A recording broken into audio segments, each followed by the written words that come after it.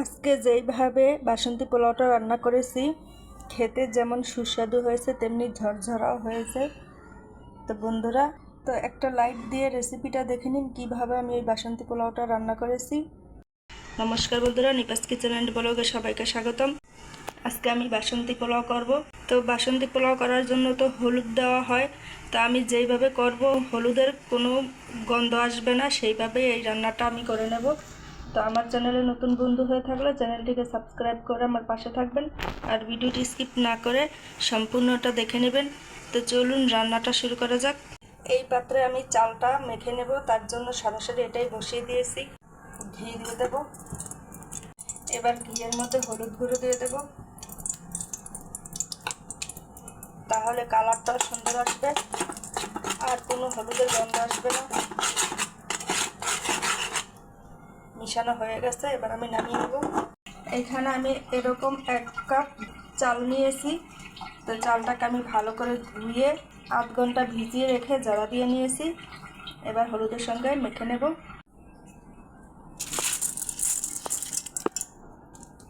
আদা বাটা দিয়ে দেব। এবার হলুদের সঙ্গে আদা বাটার চালটা ভালো করে মিশিয়ে নেব। মাখানো হয়ে গেছে, এবার রান্নাটা করে নেব। একটা কড়াই বসিয়ে দিয়েছি, এবার সয়াবিন তেল দিয়ে দেব। এখানে কাজু কিশমিশ আর গরম মশলা তেজপাতা নিয়েছি, একবারেই দিয়ে দেব। সব কিছু ভাজা হয়ে গেছে, চালটা দিয়ে দেব। এবার চালটাকে ভালো করে ভেজে নেব।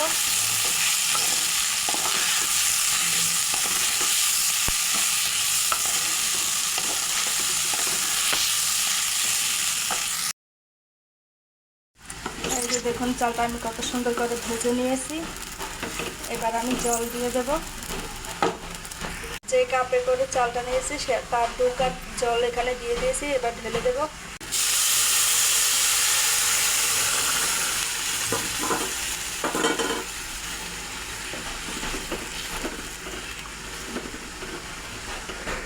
জলটা ফুটে গেছে, এবার পরিমাণ মতো লবণ দিয়ে দেব, অল্প একটু চিনি দিয়ে দেব, উপর থেকে আর একটু ঘি দিয়ে দেব। এবার ঢেকে দেব আর কম আঁচে রান্না করে নেব। এই যে দেখুন পোলাওটা রান্না হয়ে গেছে, আপনাদের দেখাচ্ছি কতটা ঝরঝরে, দেখছেন। এর আগে একবার আমি ঢাকনাটা উঠিয়ে নাড়া দিয়েছিলাম। তো বন্ধুরা, আমার দেখানো পদ্ধতিতে যদি আপনারা করেন দেখবেন এরকমটাই ঝরঝরে হবে। তো পোলাও রান্নাটা কেমন হলো কমেন্ট করে জানাবেন, আপনাদের কমেন্টের অপেক্ষায় থাকবো। তো আমার ভিডিওটি এতক্ষণ ধৈর্য ধরে দেখার জন্য সবাইকে অসংখ্য ধন্যবাদ। তো এখানেই শেষ করছি, আবার একদিন নতুন আরেকটা ভিডিও নিয়ে আসবো।